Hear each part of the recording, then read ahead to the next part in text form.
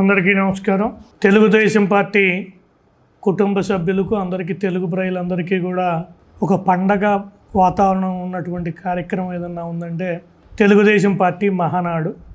అన్నగారి జయంతి రోజున ఆనవాయితీగా తెలుగుదేశం పార్టీ ఆవిర్భవించినప్పటి నుంచి కూడా తెలుగుదేశం పార్టీ కార్యకర్తలందరూ కూడా ఎంతో పండగ వాతావరణంలో జరుపుకునేటటువంటి కార్యక్రమం మహానాడు.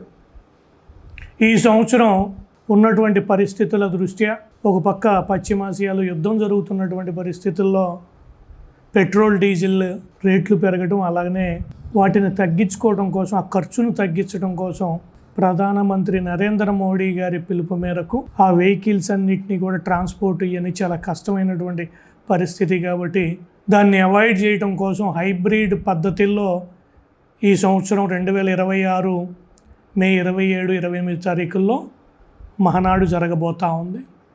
ముఖ్యమైనటువంటి నాయకులందరూ కూడా, స్టేట్ కమిటీ అంతా కూడా తెలుగుదేశం పార్టీ మంగళగిరి ఆఫీస్లో కూర్చుని, అలాగనే రాష్ట్రంలో ఉన్నటువంటి అన్ని నియోజకవర్గాల్లో క్లస్టర్లు ఏర్పాటు చేయడం జరిగింది ఎలక్షన్కి ముందే.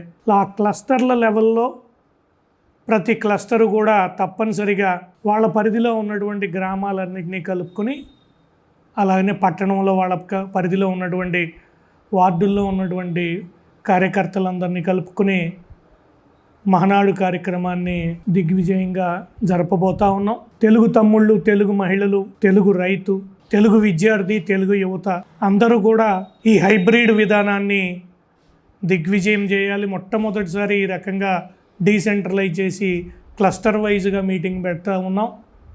అక్కడే స్క్రీన్లు ఏర్పాటు చేయడం జరుగుతుంది. సెంట్రల్ ఆఫీస్లో ఉన్నటువంటి నాయకులందరూ కూడా జాతీయ పార్టీ అధ్యక్షులు గౌరవనీయులు నారా చంద్రబాబు నాయుడు గారు, వర్కింగ్ ప్రెసిడెంట్గా ఎలక్ట్ అయినటువంటి శ్రీ నారా లోకేష్ గారు, అలాగనే పాలిట్ బ్యూరో సభ్యులు అందరూ కూడా, పెద్దలందరూ కూడా అక్కడి నుంచి సెంట్రల్ ఆఫీస్ నుంచి ఆ రోజున 2 రోజులు కూడా వాళ్ళ ఉపన్యాసాలు ఉంటాయి కాబట్టి, అలాగనే రాబోయే రోజుల్లో తెలుగుదేశం పార్టీ ఏ రకంగా ముందుకెళ్ళబోతుంది అనేటువంటి దిశానిర్దేశం కూడా ఆ మహానాడు ద్వారా జరుగుతుంది. కాబట్టి తెలుగుదేశం పార్టీ కార్యకర్తలందరూ కూడా తప్పనిసరిగా రేపు 27, 28 తారీఖుల్లో జరిగేటువంటి ఈ హైబ్రిడ్ మహానాడు విధానాన్ని మీ క్లస్టర్ ఏరియాలో మీరంతా కూడా అటెండ్ అయ్యి దీన్ని దిగ్విజయం చేయాలని చెప్పి మనస్ఫూర్తిగా కోరుకుంటా ఉన్నాను.